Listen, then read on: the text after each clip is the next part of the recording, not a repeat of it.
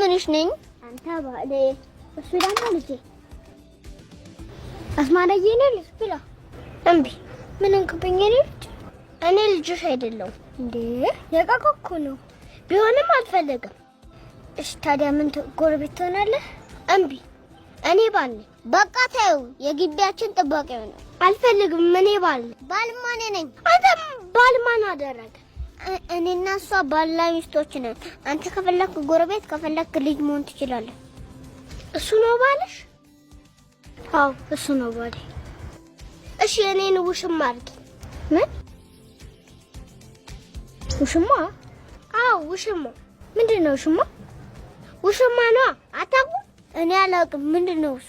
ውሽማ ማለት ባል ሳይኖር ቤት የሚመጣ ሌላ ባል። አታውቁም?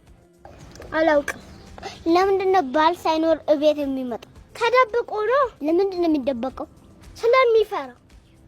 ለምንድነው የሚፈራው? ውሽማ ስለሆነ ነው። ውሽማ ይፈራል።